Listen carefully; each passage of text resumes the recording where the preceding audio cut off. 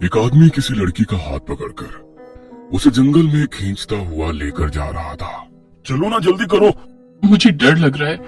देखो कितना घना जंगल है और अंधेरा भी हो रहा है। मेरे बाबा बता रहे थे कि इस जंगल में शेर रहते हैं। चलो यहाँ से चले। अरे पगली, तू डरती बहुत है। यहाँ कोई नहीं आने वाला। आज तेरा शिकार तो मैं ही करूंगा। धत। आदमी ने लड़की का हाथ पकड़ा और झाड़ियों में खींच ले गया। कुछ देर बाद जंगल चीख से गूंज उठा। शंकर अभी भी बदहवास जंगल में भाग रहा था। वो बहुत डरा हुआ था, लेकिन जैसे ही उसने पीछे मुड़कर देखा, उसके चेहरे की रंगत उड़ गई। वो कुछ कर पाता उससे पहले उसके गर्दन को किसी ने दबोच लिया और उसकी पल भर में जान निकल गई। उत्तराखंड का एक गांव राजनगर। चीना के पिता दिनू गांव में मौजूद लोगों से कहते हैं, मेरी मदद कीजिए। मेरी बेटी चीना अभी तक घर वापस नहीं आई। वो जंगल में लकड़ियां लेने गई थी। दिनू की बात सुनकर गांव की कुछ औरतों ने बताया, दीनू काका, हमने चीना को देखा था। वो आज जंगल के भूतिये हिस्से में जा रही थी। हमने उसे वहाँ जाने से मना भी किया था, लेकिन उसने कहा माँ के लिए कुछ जड़ी बूटियाँ लानी है। मैं ज्यादा अंदर नहीं जाऊंगी, तुम लोग चिंता मत करो। हे भगवान, चीना तूने क्या किया? तो वहाँ क्यों गई? ये कहते हुए दिनू जोर जोर से रोने लगता है। चीना की माँ ने कहा, आप सब यहाँ हाथ पर हाथ रखकर मत बैठिए, जाकर मेरी बेटी को ढूंढिए। गांव के मुखिया निरंजन ने कहा, अगर चीना जंगल के भूतिया हिस्से की ओर गई है, तब तो ये बहुत ही चिंता की बात है। हमें बिना देर किए चीना की खोज करनी चाहिए। सभी लोग मेरी बात ध्यान से सुने। महिलाएं, बूढ़े और बच्चे अपने घरों के अंदर ही रहेंगे। हम सब छोटे छोटे झुंड बनाकर चीना की खोज करेंगे। और हाँ, कोई भी आदमी झुंड से अलग नहीं होगा। मुखिया के साथ सभी लोग चीना की खोज में निकल पड़ते हैं। जंगल काफी घना था और अंधेरा भी हो चुका था। जंगल में चारों ओर अजीब सी शांति छाई हुई थी। ऐसी खामोशी मन में डर पैदा कर रही थी। बहरा कर देने वाली खामोशी को सुनकर ऐसा लग रहा था मानो जंगल ने अपनी सांसें रोक रखी हो। ना तो किसी प्रकार की चहचहाट और ना ही पत्तों की सरसराहट थी। यह कोई ऐसी शक्ति जरूर थी जिसकी मर्जी के बिना जंगल का एक पत्ता भी हिलने के लिए तैयार नहीं था। हरिया ने कहा, मुखिया जी, मुझे डर लग रहा है। चलिए वापस चलते हैं। सुबह चीना की तलाश करेंगे। चुप रह कायर। अगर चीना जिंदा है तो सोच वो किस हाल में होगी। हम उसे इस घने जंगल में अकेला नहीं छोड़ सकते। इसलिए मुंह बंद कर और आंखें खोलकर अपने चारों ओर चीना की तलाश कर। टॉर्च की रोशनी के बीच वे लोग धीमी गति से आगे बढ़ रहे थे। जंगल में गहरे गड्ढे और काफी फिसलन थी और सबके लिए जंगल का यह हिस्सा अभी भी अछूता था। इस हिस्से के बारे में किसी को ज्यादा पता नहीं था, इसलिए सभी संभले हुए कदमों से आगे बढ़ ही रहे थे कि तभी एक राक्षसी छाया उनकी टॉर्च की रोशनी के किनारे से होकर गुजरी। वह बहुत ही अजीब और भयानक था। इससे पहले आज तक वहां उन लोगों ने ऐसा भयानक रूप नहीं देखा था। वहां मौजूद सभी चुपचाप झाड़ियों के बीच छिप गए। कुछ देर बाद जब एहसास हुआ कि वो भयानक परछाई वहां से जा चुकी है, तो वो सब जंगल से बाहर भागते हुए बाहर निकल आए।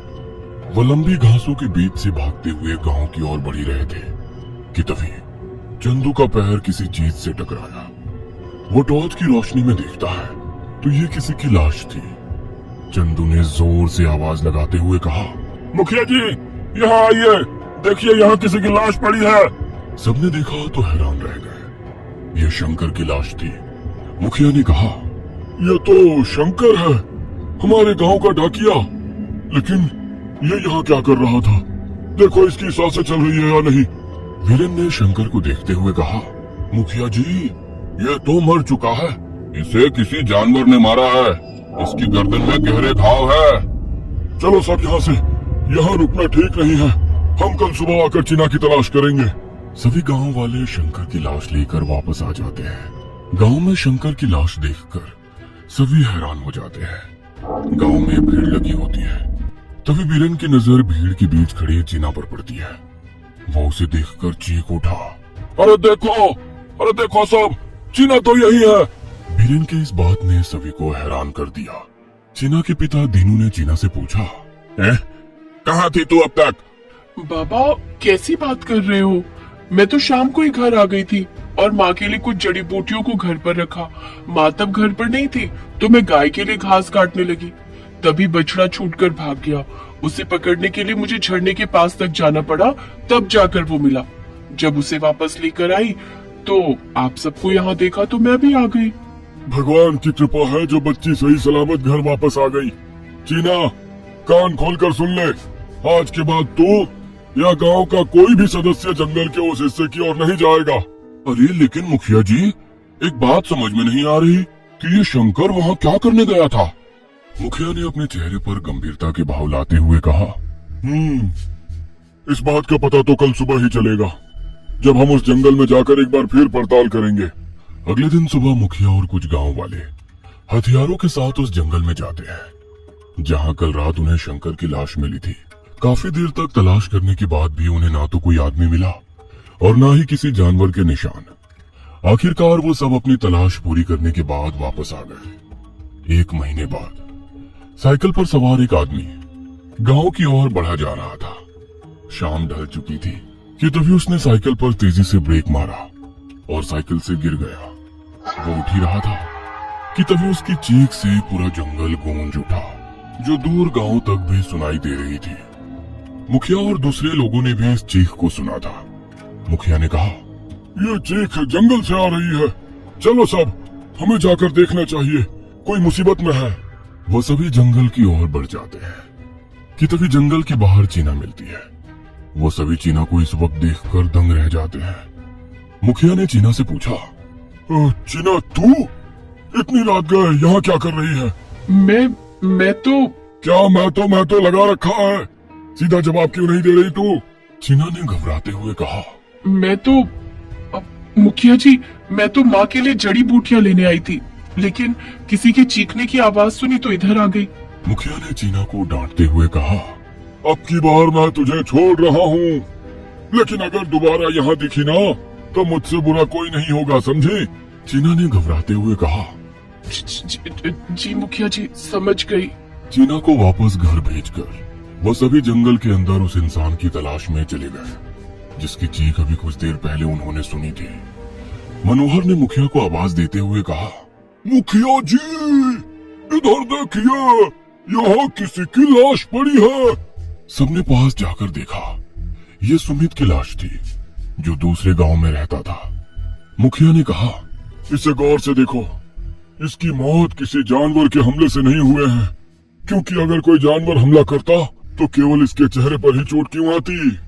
ज्यादातर जानवर इंसान के पैर और हाथ पर सबसे पहला वार करते हैं। कुछ न कुछ गड़बड़ जरूर है। चलो ले चलो इसे। अब मुझे इस बात की जानकारी रेंजर साहब को देनी ही होगी। अब वही यहाँ हो रही घटनाओं का पर्दाफाश करेंगे। Forest officer Michael Vaughan office में चिंतित बैठे थे। तभी वहाँ पीटर वुड आते हैं, जो कि डिस्ट्रिक्ट फॉरेस्ट ऑफिसर है। माइकल वॉन ने पीटर का स्वागत करते हुए कहा, oh Peter, good to see you, come on my friend, have a seat. पीटर ने माइकल वॉन से पूछा, माइकल, ऐसी कौन सी जरूरी बात है जो आपने मुझे अर्जेंट बुलाया है?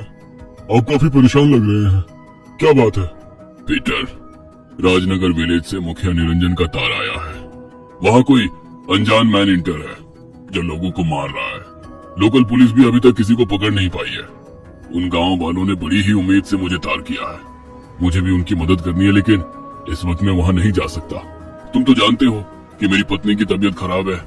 डॉक्टर्स ने उसे लंदन ले जाने के लिए कहा। मेरी तो कुछ समझ में नहीं आ रहा कि मैं कैसे उन गांव वालों की मदद करूं।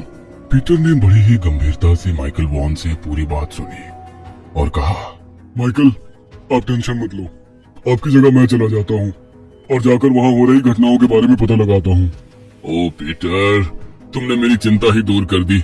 मुझे पूरा विश्वास है कि तुम उस हत्यारे को जरूर पकड़ने में कामयाब होगे। पीटर उसी दिन राजनगर चला जाता है और वहाँ पहुंचकर फॉरेस्ट ऑफिस में गांव के मुखिया और लोगों से बातें करते हुए कहता है, आप लोग इतने यकीन से कैसे कह सकते हैं कि ये काम किसी जानवर का नहीं है?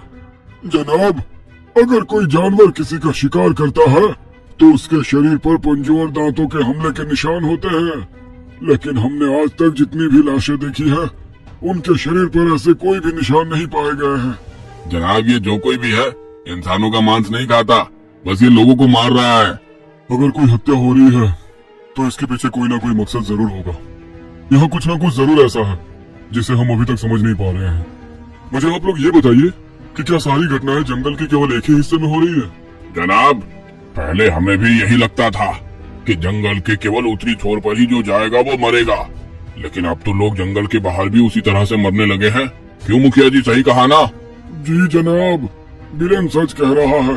आजकल जंगल के बाहर खुले हिस्से में भी इसी तरह से मौतों का सिलसिला जारी है। ना जाने हमारे गांव को किस शैतान की नजर लग गई है। अब आप ही कुछ करिए, वरना ये गांव बहुत जल्दी वीरान हो जाएगा। हम अपने जानवरों के लिए चारा तक नहीं ला पा रहे हैं। ऐसे में तो वो सब भूखे मर जाएंगे। पीटर गांव वालों की बातों को बहुत गंभीरता से सुन रहे थे। उन्होंने लोगों से कहा, आप लोग चिंता मत करिए, अब मैं आ गया हूँ। मेरी पूरी कोशिश रहेगी कि जल्द से जल्द मैं उस कातिल को पकड़ लूं। मैंने इंस्पेक्टर सदाशिव को बुलाया है और रात में पुलिस गश्त भी बढ़ा दी है। कातिल हमसे बहुत दिनों तक बच नहीं पाएगा। पीटर ने गांव में पुलिस पेट्रोलिंग तेज कर दी थी और रात में भी पुलिस अधिकारी गांव में तैनात किए जा चुके थे। करीब 3 दिन बीत चुके थे। गांव और उसके आसपास के इलाके में किसी भी प्रकार की कोई हत्या नहीं हुई थी। एक रात गश्त के दौरान पुलिस अधिकारी सदाशिव ने बात करते हुए पीटर वुड से कहा, सर, ये जो कोई भी है बहुत ही शातिर हत्यारा है। पीटर सदाशिव की बात सुनकर हैरान हो जाता है और पूछता है, तुम ये क्यों बोल रहे हो? सर, यह हत्यारा बड़ी ही चालाकी से काम करता है। इसने अभी तक जिन भी लोगों को मारा है वो सब के सब गांव के बाहर के लोग थे, और वो जंगल क्यों गए थे ये भी अभी तक पता नहीं चल पाया है। मुझे लगता है कि हत्यारा इसी गांव का है। तब तो हमारे पेट्रोलिंग की वजह से वो बाहर नहीं आएगा। उसे पकड़ने के लिए हमें पुलिस हटानी चाहिए। सर, आप बिल्कुल सही बोल रहे हैं, लेकिन सर एक बात यह भी है कि सारी हत्याएं अमावस्या की रात ही हुई है और आज भी अमावस्या की रात है। सर, मुझे पूरा यकीन है कि वो हत्यारा आज जरूर अपने शिकार की तलाश में बाहर आएगा। बस मुझे उसी पल का इंतजार है सर। और अगर आज की रात हत्या नहीं हुई तो हमें अपराधी तक पहुंचने के लिए कोई दूसरी रणनीति बनानी होगी। रात के करीब 1 बजे पीटर वुड एक विशालकाय बरगद के पेड़ के नीचे बनाए गए चबूतरे पर बैठा था। नम हवा धीरे धीरे उसकी त्वचा को छू रही थी और जंगली जानवरों की हल्की आवाजें सन्नाटे को तोड़ रही थी। तभी पीटर को अचानक पायल की आवाज सुनाई दी। पीटर डरते हुए धीरे धीरे उस आवाज के पीछे चलने लगा। पेड़ों की ऊंची कैनोपी से रिश्ता चांदनी का मंद प्रकाश रास्ता दिखा रहा था। जंगल की हवा में एक अजीब सी गंध थी जो इंसानी मांस की सड़न और खून की गंध की तरह लग रही थी। पीटर का दिल तेजी से धड़क रहा था। अचानक पायल की आवाज बंद हो गई। पीटर रुक गया। उसे ऐसा महसूस हो रहा था कि कोई उसके आसपास ही मौजूद है, लेकिन उसे कोई दिखाई नहीं दे रहा था। उसने चारों ओर देखा लेकिन कुछ भी दिखाई नहीं दिया। तभी पेड़ के पास एक बार फिर पायल की आवाज आई। पीटर ने पेड़ के पीछे जाकर देखा। ये चीना थी जो पेड़ के पीछे तालाब के पास नहाने के लिए अपने कपड़े उतार रही थी। पीटर उसे देखते ही रह जाता है। वो भला की खूबसूरत लग रही थी। तभी चीना पीटर की ओर मुड़ी। उसके चेहरे पर हल्की मुस्कान थी। पीटर कुछ समझ नहीं पा रहा था कि आखिर ये सब क्या हो रहा है और वो लड़की कौन है जो इस सर्द रात में नहाने के लिए यहाँ आई है। पीटर ने चीना की ओर बढ़ना चाहा, लेकिन ये क्या, वो हिलडुल भी नहीं पा रहा था। उसके शरीर ने हरकत करना बंद कर दिया था। वो चीखना चाह रहा था, लेकिन शरीर ने उसकी बात मानने से इनकार कर दिया था।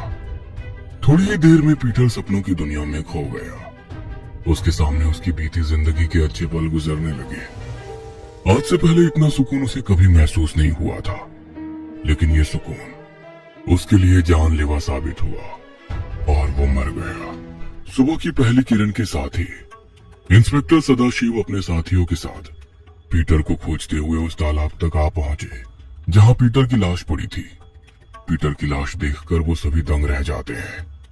इंस्पेक्टर सदाशिव कहता है, विष्णु जाकर देखो, इनकी सांसें चल रही है या नहीं।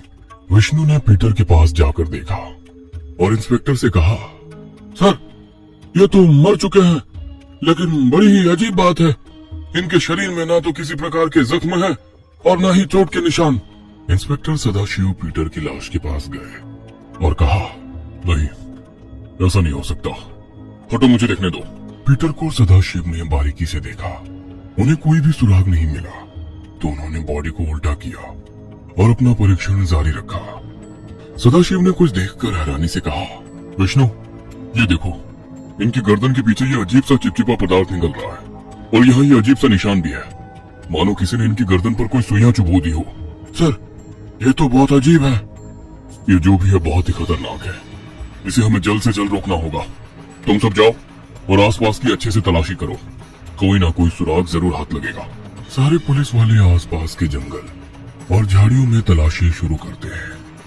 कुछ देर बाद एक पुलिस वाले ने कहा, सर, ये पहेली अब हमें कातिल तक पहुंचाएगी। मुखिया से पुलिस पूछताछ कर रही थी और उसने सदाशिव से कहा, इंस्पेक्टर साहब, ये मैं कैसे बता सकता हूँ कि ये पायल किसकी है? हाँ, अगर गांव की हर महिला से पूछताछ की जाए तो शायद पता लग सकता है। नहीं, हम ऐसा नहीं कर सकते। अगर हमने सभी लोगों से पूछताछ शुरू किया तो अपराधी चौकन्ना हो जाएगा। मुखिया जी, मैं चाहता हूँ कि इस बात को आप अपने तक ही सीमित रखिए। हम अपने तरीके से पता करने की कोशिश करते हैं। सदाशिव ने विष्णु को पास बुलाते हुए कहा, विष्णु, यह जिस किसी की भी पायल है, मुझे पूरा यकीन है कि वो इसे खोजते हुए दोबारा जंगल की ओर जरूर आएगा। इसलिए तुम अपनी टीम के साथ उस तालाब के आसपास नजर रखो। जी सर। कुछ दिनों तक गांव में बिल्कुल शांति थी। किसी प्रकार की कोई भी वारदात नहीं हुई। इधर चीना की माँ की तबीयत दिनों दिन बिगड़ती ही जा रही थी। वो बहुत परेशान थी। एक रात चीना को अजीब सी आवाज सुनाई देती है। वो हड़बड़ाकर उठती है। वो देखती है कि उसकी माँ छटपटा रही थी। वो माँ की हालत देखकर घबरा गई। उसने कहा, माँ क्या हुआ तुम्हें? तुम चिंता मत करो, माँ, मैं तुम्हें कुछ नहीं होने दूंगी। ये कहते हुए चीना घर के बाहर बने एक खंडहर नुमा कमरे की ओर भागती है। उस कमरे में बहुत अंधेरा था। चीना ने डरते हुए कमरे का दरवाजा खोला और अपनी जेब से एक छुरा निकालकर अपनी नस काट ली। कुछ घंटे बाद चीना उस कमरे से बाहर निकलती है।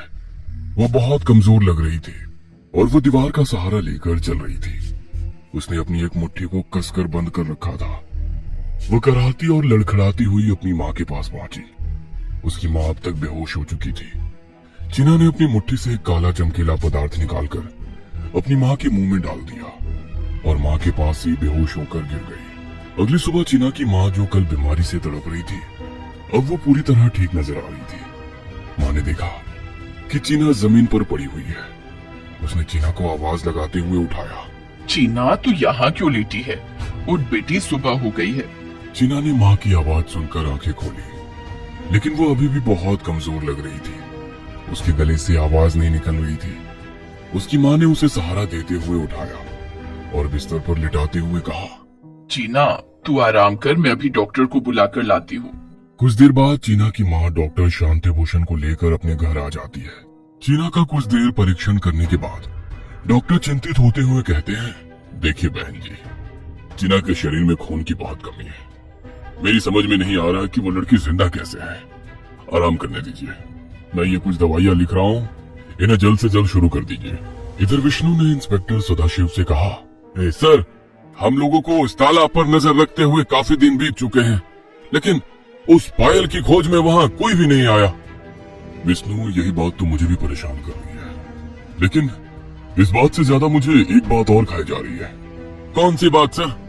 सदाशिव कुर्सी से खड़े हुए और खिड़की से बाहर देखते हुए बोले, विष्णु, कल अमावस्या थी। मुझे पूरा यकीन था कि कल हत्यारा अपने शिकार पर जरूर निकलेगा। मैंने उसे पकड़ने के लिए पूरा जाल बिछा रखा था, लेकिन कल कुछ नहीं हुआ।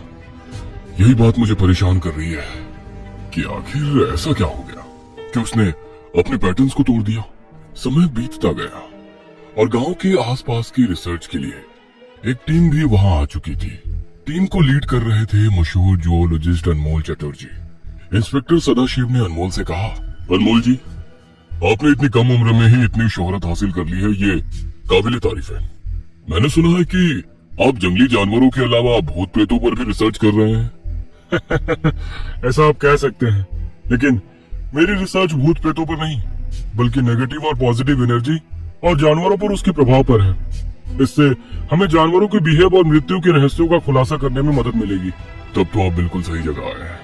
यहाँ जो कुछ भी हो रहा है वो हमारी तो समझ से परे है। शायद आप ही कुछ पता लगा सके। इंस्पेक्टर, मैंने सुना है जहाँ पीटर का कत्ल हुआ था, वहाँ से कोई चीज आपको मिली है? हाँ, मुझे वहां से पायल मिली है, लेकिन हम अभी तक पता नहीं लगा सके कि वो किसकी है।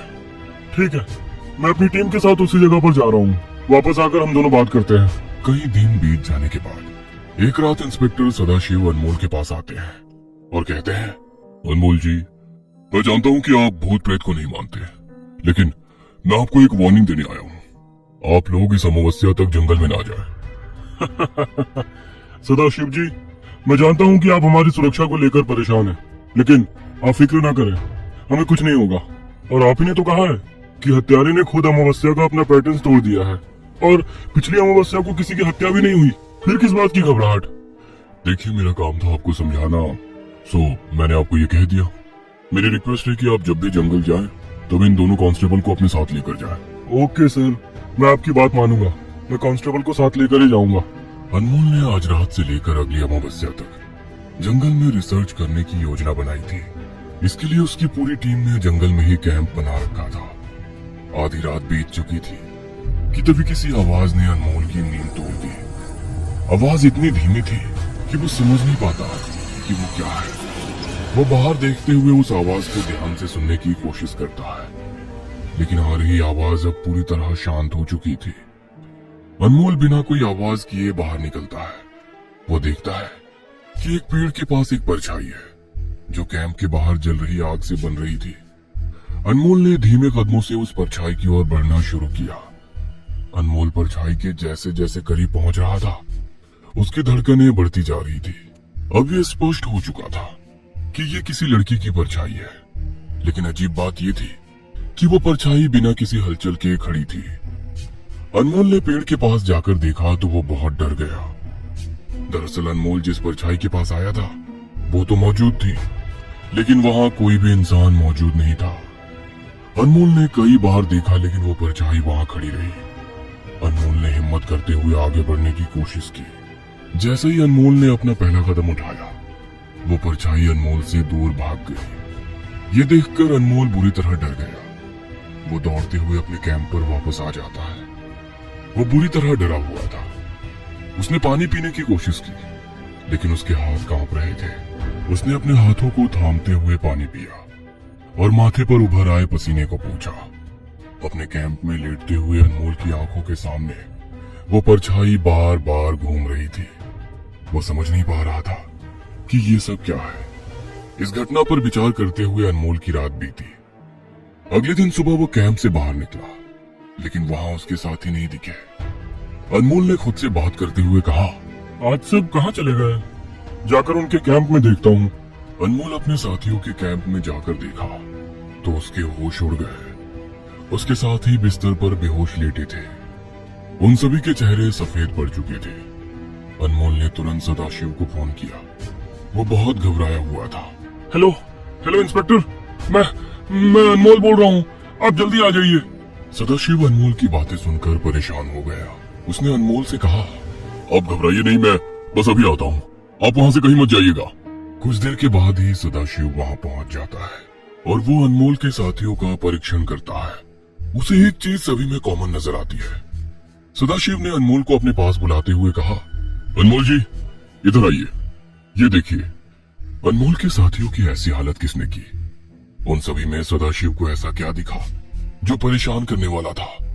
जानने के लिए कहानी का अगला भाग जरूर देखें।